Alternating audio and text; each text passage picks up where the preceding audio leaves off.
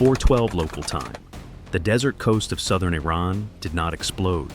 It pulsed. 17 separate heat signatures bloomed almost simultaneously along a 400-kilometer stretch of shoreline. Satellite infrared sensors registered them as controlled ignition events, launch rails heating, fuel cells activating, guidance systems powering on. Within 70 seconds, the night sky filled with motion. 200 unmanned aerial vehicles lifted in staggered waves from concealed pads, truck-mounted racks, and hardened coastal revetments. Some climbed steep and fast to 3,000 feet. Others hugged terrain, rising slowly over dark water. Their routes were not identical. Their altitudes were deliberately varied, but their vectors converged.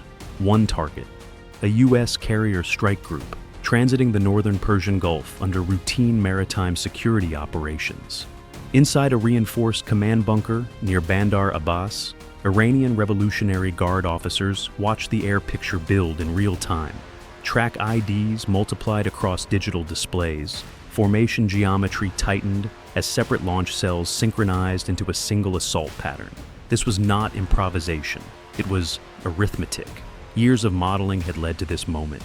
Hundreds of simulations, 47 wargame iterations against publicly known U.S. defensive loadouts, missile inventories calculated, reload timelines measured, cost ratios debated, an SM-2 interceptor, over $2 million, a mass-produced attack drone, under $30,000. 200 drones meant saturation. 200 drones meant magazine depletion. 200 drones meant that at some point, something would leak through. At 4:14, the first wave crossed 80 kilometers from the American formation. At 4:15, airborne early warning aircraft orbiting at 27,000 feet detected every single contact. The E-2D Advanced Hawkeye did not react with alarm. It mapped. Its AN/APY-9 radar painted 200 discrete targets against the curvature of the Gulf, tracking altitude, speed, and heading with mechanical precision. None of the drones were stealth platforms. Most flew straight-line attack profiles. Their radar cross-sections were closer to small civilian aircraft than to missiles. They were visible, and visibility changes the equation.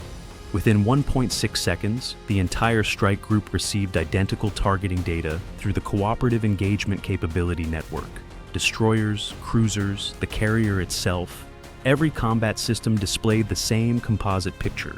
The formation did not become nervous. It became unified. At 4:16, Iranian commanders initiated phase alignment. The first 120 drones formed the primary saturation wave, climbing toward 2,500 feet, before descending into sea-skimming profiles at 40 kilometers. Behind them, 80 additional UAVs maintained altitude separation to complicate fire control sequencing. The doctrine was simple: force the Americans to shoot early and shoot often, burn through interceptors, create gaps, exploit them. At 4:17:42, the drones crossed 60 kilometers. On the American side, no missile hatches opened, no vertical launch system lids snapped back, no contrails streaked upward. Instead, on the forward deck of one Arleigh Burke-class destroyer screening the carrier, a rectangular panel mounted near the superstructure began to hum at a frequency too low for the human ear. Power rerouted, capacitors charged, cooling systems surged. At 4:18:03, the tactical action officer aboard the carrier issued a command that did not match historical precedent. Directed energy systems to weapons free, Sector Alpha through Delta. There was no dramatic pause. The first engagement began at 4:18:19. Range, 42 kilometers. A narrow, invisible beam of concentrated light locked onto the lead drone in the westernmost cluster. 300 kilowatts of energy focused on a composite airframe moving at 170 kilometers per hour. No explosion, no smoke trail. After 1.8 seconds, the drone's control surfaces warped under thermal stress. After 2.4 seconds, its guidance module failed. After 3.1 seconds, its fuel tank ruptured. The aircraft tumbled into the Gulf without warning. Its operator, hundreds of kilometers away, saw only static. At 4:18:27, a second drone failed, then a third, then 5 more in rapid sequence. Inside the Iranian command bunker, confusion spread across displays. There were no missile launches detected by space-based infrared sensors, no radar jamming signatures, no obvious kinetic intercepts. Contacts were simply disappearing. At 4:19, 17 drones had fallen. By 4:20, 34 were gone. The Americans still had not fired a single interceptor missile. The second wave of drones adjusted altitude, attempting to complicate line-of-sight geometry. Some descended to under 100 feet above the waterline. Others climbed to 4,000 feet to create vertical spread. The laser tracked seamlessly between them, adaptive optics compensating for atmospheric distortion dozens of times per second. At 4:21:12, Iranian command authorized escalation of the attack profile. Remaining drones were ordered into tighter convergence to compress engagement timelines and reduce sequential targeting windows. But compression worked both ways. The closer they clustered, the easier they were to prioritize. On the destroyer's deck, the directed energy array shifted sectors with mechanical smoothness. Each engagement lasted between 2 and 4 seconds. No reload cycle, no magazine limit. Only heat management and electrical draw. At 4:22, 71 drones had been neutralized. At 4:23, 94. The American strike group had not expended a single multi-million-dollar interceptor. The arithmetic was changing.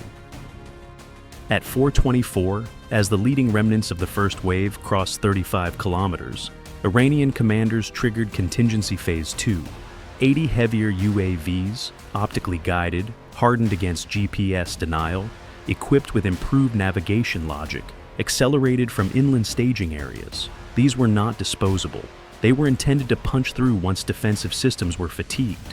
What Iranian planners did not know was that the American formation had not yet approached fatigue. It had barely begun. By 4:25, more than half of the original 200 drones had fallen into the Gulf. Their wreckage scattered across a widening arc of dark water. No missile smoke, no dramatic detonations, only controlled, silent elimination. And the main body of the assault was still inbound. The clock was running, but not in the direction Tehran expected. 4:25:38 local time. The second wave crossed the coastline.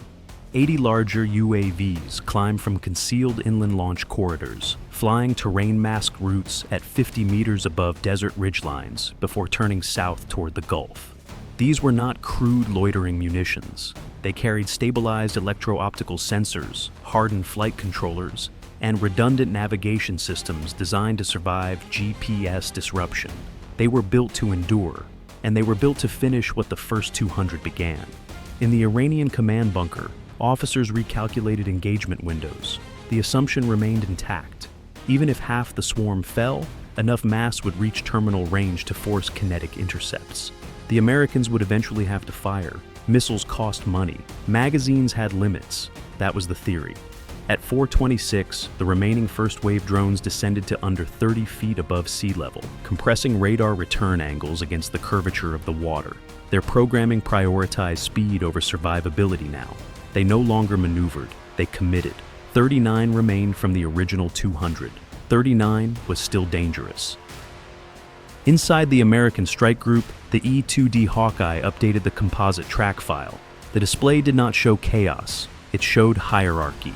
Targets were ranked by range, velocity, and projected time to impact. The laser array aboard the forward destroyer continued cycling through contacts with clinical precision, but heat saturation thresholds were approaching. Directed energy had no magazine. It did have thermal limits. At 4:26:47, the tactical action officer issued the next procedural step. Outer ring kinetic engagement authorized. Prioritize leakers. Vertical launch system hatches opened for the first time. 4 SM-6 interceptors ignited in rapid sequence from the portside destroyer. Their rocket motors tore upward before arcing toward high-altitude remnants of the first wave that had shifted above laser engagement geometry. 2 seconds later, another destroyer launched 3 SM-2s toward low-altitude drones that had slipped through a temporary laser repositioning window. This was not panic fire, it was selective. At 4:27:19, the first SM-6 proximity fuse detonated. One drone disintegrated in mid-air, fragments flashing against the dark Gulf. Within the next 12 seconds, 5 more were eliminated, but 27 still remained inside 28 kilometers. The second wave of 80 inland-launched UAVs crossed the shoreline at 4:27:42, splitting into two prongs. One pushed low across open water. The other climbed aggressively to 5,000 feet, attempting to force simultaneous vertical engagement stress. Iranian planners believed they were now inside the American decision loop. They were wrong by seconds. At 4:28, two F/A-18E Super Hornets launched from the carrier deck in rapid succession, electromagnetic catapults accelerating them into the sky in under 3 seconds each. They carried something new under their fuselages: compact directed energy pods rated at 150 kilowatts. Airborne laser coverage extended the engagement envelope. The Hornets climbed to 18,000 feet and rolled east, taking the high-altitude prong of the second wave head-on. At 4:28:31, the first airborne laser engaged. A drone at 4,700 feet experienced structural failure within 2.5 seconds of sustained beam contact. Its wing spar delaminated. It broke apart without flame. The second fell 12 seconds later. Below them, the ship-mounted Helios array resumed northern sector coverage as its cooling cycle stabilized. Remaining first-wave drones entering 20-kilometer range were erased in rapid succession. At 4:29, only 11 of the original 200 drones remained airborne, but the inland wave was closing. 80 had launched, 76 were still active. At 4:29:18, Iranian command escalated again. 6 coastal mobile launchers fired short-range anti-ship cruise missiles from concealed positions. The missiles hugged the sea surface at Mach 0.8, weaving between residual drone tracks. They were timed to arrive alongside the UAV mass. Multi-domain layering, that was the doctrine. At 4:29:44, Aegis Systems recalculated, cruise missiles received top priority. 2 more SM-6s erupted from VLS cells, followed by a ripple of ESSM Block II interceptors designed for closer range engagements. At 4:30:12, the first cruise missile vanished in a mid-course intercept 18 kilometers out. The second followed 4 seconds later. The remaining 4 missiles pressed inward, skimming under 25 feet altitude. At 4:30:29, rolling airframe missiles launched from the starboard side of the carrier. White-hot streaks cut across the dark. 3 missiles destroyed. 1 survived. For 7 seconds, it remained a live inbound threat. At 4:30:41, the destroyer's forward phalanx CIWS activated. A stream of 20mm tungsten tore through the night. The missile disintegrated 1,100 yards from the carrier's bow. No hull breach. But the envelope had tightened. Meanwhile, the inland-launched UAVs were inside 25 kilometers. 72 remained. The airborne Super Hornets and ship-mounted laser arrays divided sectors dynamically, passing targets through data links without verbal coordination. Every drone was assigned. Every drone was tracked. At 4:31, Iranian commanders initiated terminal sprint mode.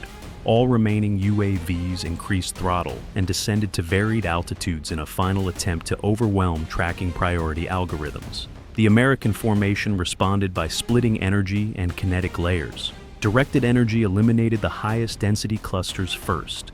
Kinetic interceptors targeted those approaching time-to-impact thresholds. At 4:32, 31 second-wave drones fell within 1 minute. At 4:33, another 19 were gone. 32 remained. Iranian officers watched their screens with disbelief. They had calculated magazine exhaustion by now. They had expected visible depletion. Instead, American missile usage had been minimal. Energy-based engagements had done most of the work. At 4:34:08, 4 drones penetrated within 12 kilometers, closer than any before. They flew staggered, separated by seconds. This was the first true leak. Aegis transitioned to terminal defense posture.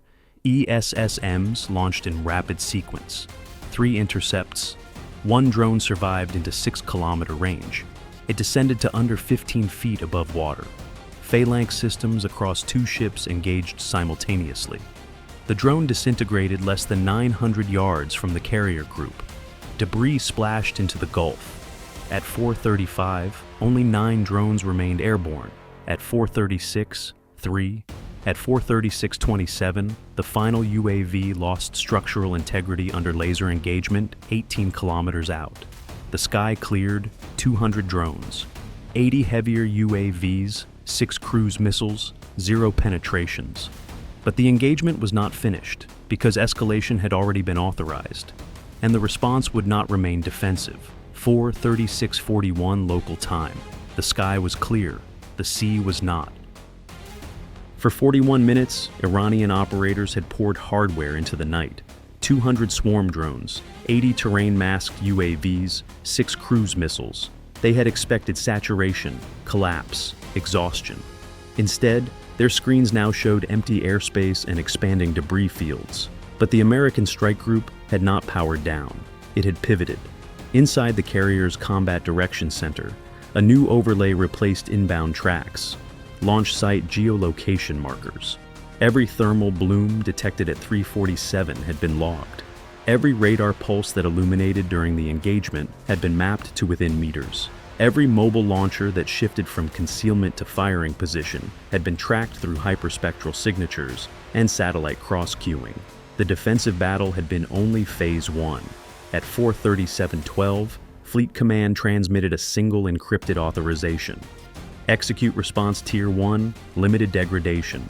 No shouting, no speeches, just sequencing. At 4:38, the first counter-strike package launched.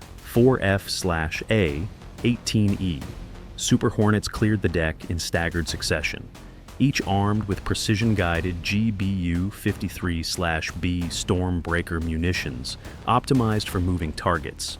Behind them, 2 EA-18G Growlers lifted off carrying electronic attack pods, prepared to blind any surviving coastal radar attempting to reconstitute. They did not fly high, they flew deliberate. Iranian coastal defense networks attempted to reactivate at 4:39, but something had changed. Several early warning radars that had illuminated during the drone assault remained offline, either shut down to avoid anti-radiation targeting or physically disabled by prior laser overflight heating effects no one had anticipated. At 4:40:03, the first American strike element reached release envelope 110 kilometers offshore. Stormbreaker weapons separated cleanly, gliding inland using tri-mode seekers, infrared, millimeter wave radar, and laser designation. Their targets were not cities, not civilian ports. They were the 17 drone launch complexes that had flared simultaneously at 3:47. Mobile racks hidden inside hardened revetments, fuel staging depots, command vans coordinating swarm timing. At 4:41:27, the first impact registered near Bandar-e-Jask. The drone storage shelter ceased to exist as a coherent structure. 30 seconds later, 2 additional launch compounds along the southern arc were disabled in near-simultaneous detonations. Iranian commanders attempted to disperse surviving equipment. It was too late. Their launch signatures had been recorded during activation. Every door that opened had betrayed its coordinates. At 4:42, the second American wave began. 12 Tomahawk cruise missiles launched from destroyers on the periphery of the strike group, flying low across the Gulf before turning inland along pre-programmed terrain-following routes. These were not area bombardment weapons. They were surgical. Targets included a central drone command facility identified by real-time signal triangulation, 2 hardened communications relay nodes, a logistics warehouse complex tied to UAV storage, a coastal fire control integration center that had supported cruise missile launch. At 4:44:18, the first Tomahawk penetrated the command node roof structure and detonated internally. Data streams inside the Iranian bunker went dark. At 4:45, Iranian coastal radar emissions dropped to near zero, not because they were destroyed, because operators were now reluctant to activate anything that transmitted.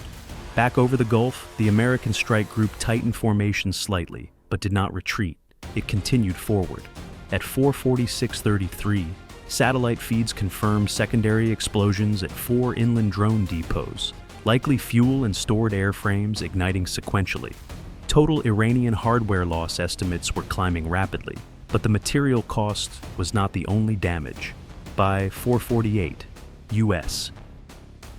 Intelligence analysts had assembled a full coastal defense architecture map built entirely from Iranian reactions during the assault. Every emission, every relocation, every fallback pattern. Iran had revealed not just its drone capability, it had revealed its nervous system. At 4:49:11, Fleet Command authorized Tier 2 actions. Degrade mobile launch survivability.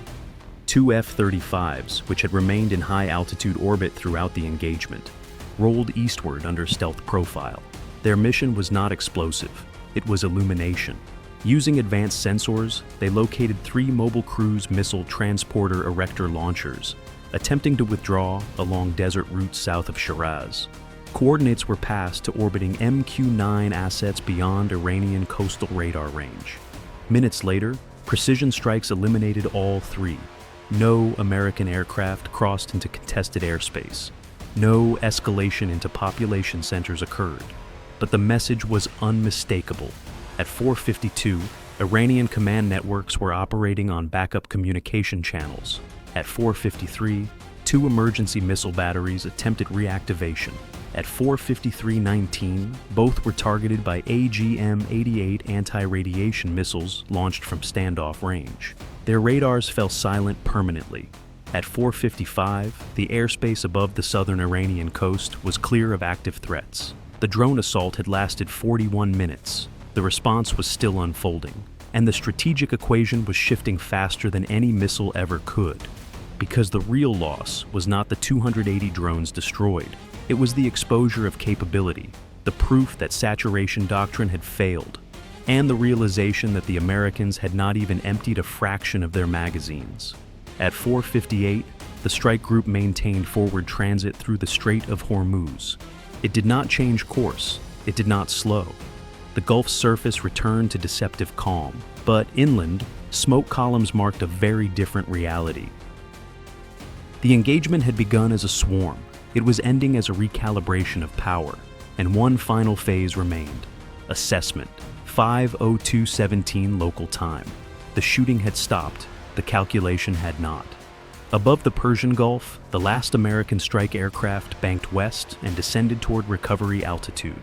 No dramatic radio calls, no victory tone, just fuel checks, systems confirmations, and quiet acknowledgments of completed tasking. Inside the carrier's combat direction center, the tactical display no longer showed red inbound tracks. It showed absence. Airspace clear within 250 kilometers. No active radar illumination along the southern Iranian arc. No mobile launch signatures moving. No additional drone uplinks detected. The engagement phase was over. The exploitation phase began.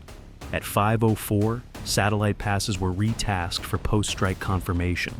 Synthetic aperture radar imaging cut through smoke and darkness, measuring structural deformation across the 17 identified drone launch compounds.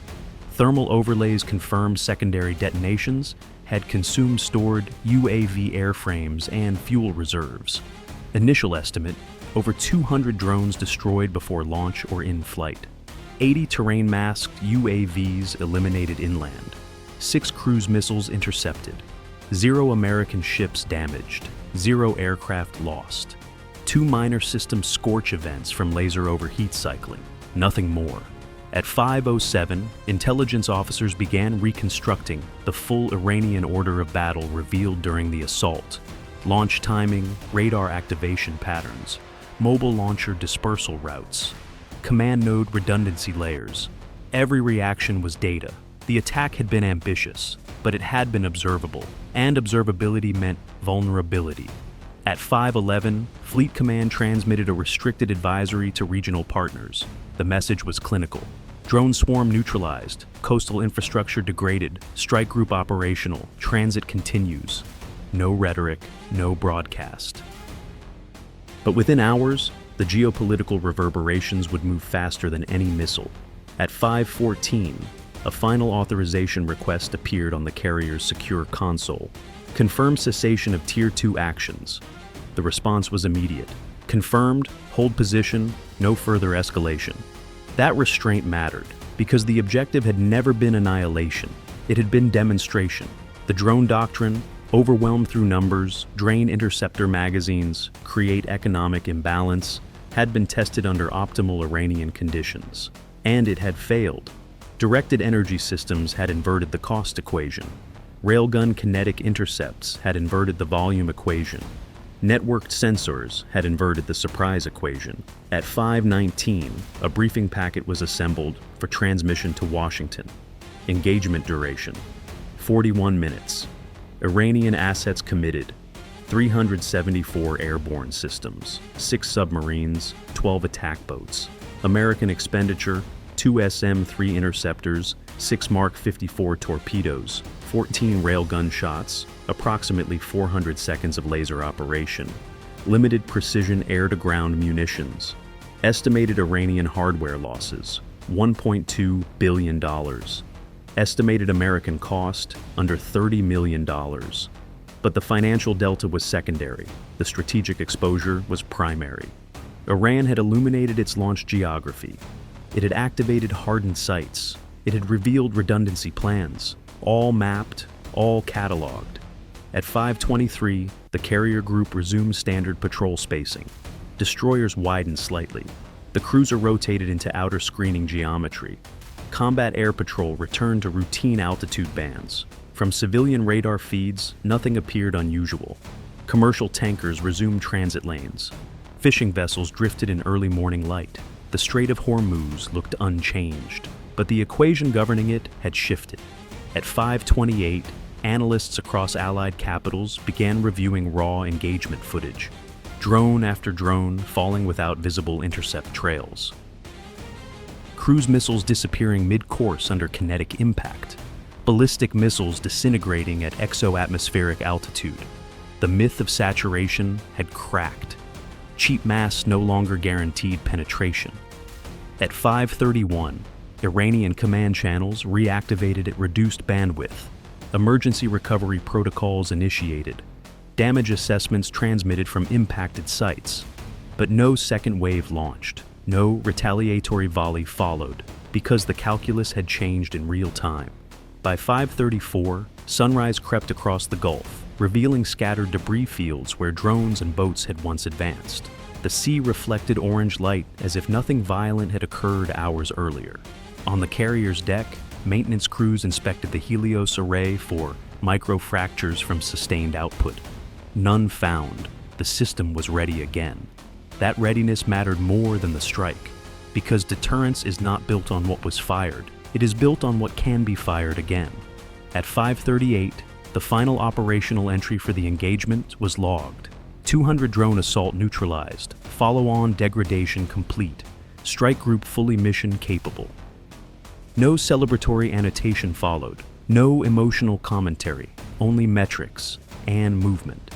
At 5:41, the carrier group continued its transit through the Strait of Hormuz, forward, unescorted by retreat. The assault had lasted 41 minutes. The response had reshaped doctrine in less than an hour. By mid-morning, smoke columns along the southern Iranian coastline were thinning, but inside military planning rooms across the region, a harder truth was settling. Saturation without supremacy fails. Numbers without innovation collapse. And in modern naval warfare, time does not belong to the side that launches first. It belongs to the side that controls the equation. The Persian Gulf was calm again, but it was not the same battlefield it had been before 347.